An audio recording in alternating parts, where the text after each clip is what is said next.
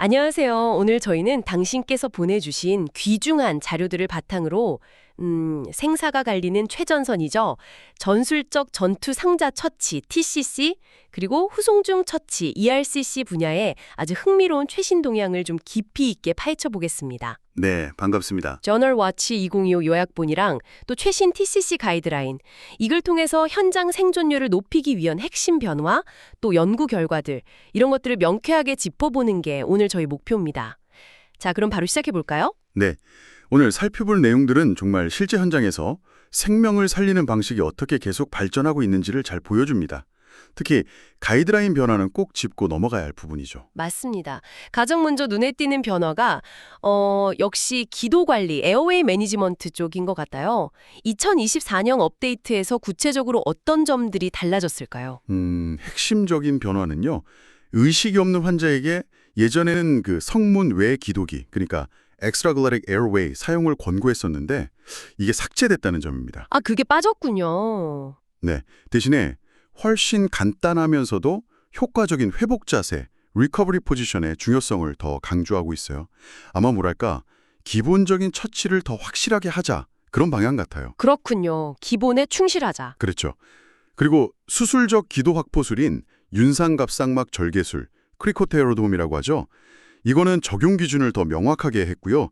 시술 후에는 반드시 카프노그래피로 튜브 위치를 확인하도록 명시했습니다. 아, 카프노그래피라면 그 환자가 내쉬는 숨에 이산화탄소 농도, EtCO2 확인하는 거 말씀이시죠? 네, 맞습니다. 튜브가 기도에 제대로 들어가는지 객관적으로 딱 보여주는 지표니까요.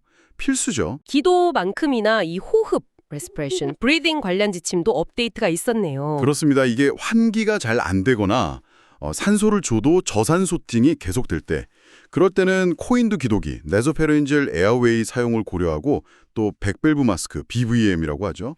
그걸로 환기를 도우라고 권고합니다. 네네. 여기서도 중요한 건 역시 산소 포화도 SpO2랑 아까 말씀드린 EtCO2 수치를 계속 모니터링하라는 거예요. 객관적인 지표 확인, 이게 핵심입니다. 외상성 뇌손상 TBI 관리 지침이 새로 추가된 건 정말 중요한 진전 같은데요. 현장에서 어려움이 많았을 텐데. 네, 맞습니다. TBI는 전장에서 사망이나 장기적인 장애의 주요 원인이니까요. 아주 의미 있는 변화라고 할 수 있습니다. 구체적으로 어떤 내용인가요? 새로 생긴 그 중등도 중증 TBI 관리 섹션에서는 크게 두 가지를 강조하는데요. 첫째는 뇌의 2차 손상을 막기 위해서 저산소증이랑 저혈압, 이걸 철저히 예방하라는 겁니다. 목표 수치도 제시하고요. SpO2는 90에서 95% 이상, 수축기 혈압은 100에서 110 mmHg. 아, 목표 수치까지 명확하게. 네. 그리고 둘째는 뇌 헤르니아 징후를 빨리 알아채서 고농도 식용수를 주거나 머리를 좀 올려주는 등의 응급처치를 하라는 구체적인 지침이 들어갔습니다. 가이드라인 변화와 함께 실제 연구 결과들도 아주 흥미롭습니다. 특히 출혈 관리, 해머리지 컨트롤 분야에서 뭔가 큰 흐름의 변화가 느껴져요. 네, 정확히 보셨어요. 가장 두드러지는 건 역시 전혈, 홀블러드 사용의 증가입니다. 초기 수혈에서 혈장이나 전혈 사용 비율이 크게 늘었다는 연구도 있고요. 병원 도착 전에요? 네, 병원 전 단계에서 전혈 수혈이 부작용 위험을 높이지 않는다는 그런 결과도 나왔어요. 이게 그냥 단순히 수혈액 종류가 바뀌었다, 이런 차원이 아니고요. 그 이상의 의미가 있다. 그렇죠. 출혈 초기부터 혈액 응고장애를 막으려고 실제 피랑 거의 유사한 성분으로 바로 보충해주는 거죠.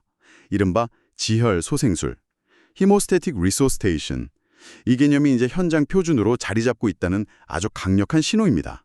더 빨리 피를 멈추고 생존율을 높이자는 거죠. 그렇군요. 지혈 소생술. 그런데 지혈대 사용 효과에 대해서는 연구 결과가 좀 엇갈리는 것 같아서요. 현장에서는 좀 혼란스러울 수도 있겠어요. 네, 그 부분이 좀 복잡합니다. 병원 전 지혈대 사용이 사망률이나 수혈량을 유의미하게 줄이지 못했다, 이런 메타 분석 결과도 있고요. 반면에 또 부적절하게 사용하는 경우가 늘고 합병증 위험이 있다는 지적도 있어요. 하지만 또 복부 대동맥이나 주요 혈관 분기점에 쓰는 특수 지혈대, AHAT라고 하는데요. 이걸 써서 외상성 심정지 환자를 살린 사례도 보고된 걸 보면 특정 상황에서는 분명히 효과가 있다는 거거든요. 아, 그러니까 무조건 안 좋다기보다는 상황에 맞는 판단이 중요하다. 맞습니다. 결국 상황에 맞는 적절한 사용, 그리고 효과에 대한 지속적인 검증이 필요해 보입니다. 지혈 관련해서 트라넥삼산, TXA 역할은 여전히 강조되고 있는 거죠? 네, TXA는 여전히 중요 약물이죠. TCC 가이드라인에서도 이제 중증 TBI 환자에게도 TXA를 투여하라고 권고하고요. 용량도 2g 한 번 투여로 변경됐습니다. 용량까지 변경됐군요. 네. 실제 연구에서도 외상 후에 3시간 안에 TXA를 맞으면 사망률이 낮아진다는 결과가 이걸 뒷받침하고요. 알겠습니다. 그럼 통증 관리나 저체온증 예방 쪽은 어떤가요? 특별히 주목할 만한 점이 있을까요? 통증 관리에서는 케타민이 계속 주목받고 있습니다. 기존 약물보다 효과가 더 좋았다거나 아니면 흡입형처럼 새로운 투여 경로에 대한 연구들이 나오고 있어요. 흡입형 케타민이요? 신기하네요. 네. 그리고 저체온증은 두말할 필요 없이 외상 환자 예후에 정말 치명적인 요인이잖아요. 그래서 초기부터 아주 적극적으로 예방하고 관리하는 게 필수다. 이 점은 가이드라인에서도 계속 강조하고 있습니다. 네, 저체온증 관리의 중요성, 그리고 이런 모든 중요한 술기들을 배우는 방식, 그러니까 훈련에도 혁신이 있다는 점이 인상 깊었습니다. 네. 기술 발전이 훈련 방식에도 영향을 주고 있죠. 예를 들면 가상현실, VR을 이용해서 윤상갑상막 절개술 훈련을 했더니 경험이 있든 없든 다 효과가 좋았다, 이런 연구가 있고요. VR 훈련이요? 네. 또 실제 상황처럼 꾸민 시나리오 기반 훈련도 응급구조 학생들의 술기 향상에 도움이 됐다는 결과도 있습니다.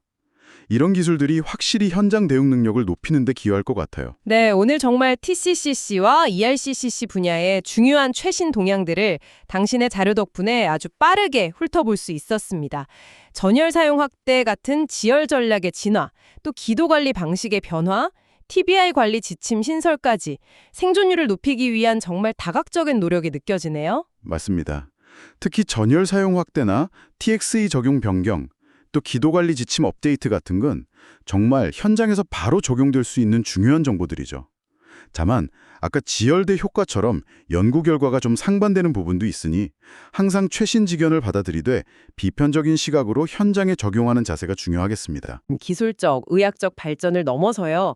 마지막으로 당신께서 보내주신 자료 중에 온세이빙이라는 글에서 던진 질문을 좀 나눠보고 싶습니다. 아, 그 글이요? 네. 네, 이게 생명을 구하는 행위 자체가 갖는 어떤 심리, 사회적인 이점에 주목하잖아요. 이런 구조 활동이 단순히 기술적인 성공을 넘어서 현장의 전투원들의 어떤 정신건강이나 회복 탄력성, 더 나아가서 사회 전체에는 어떤 의미를 가질 수 있을까요? 한 번쯤 생각해 보시면 좋을 것 같습니다. 저희는 다음 시간에 더 깊이 있는 분석으로 찾아뵙겠습니다. 네, 수고하셨습니다.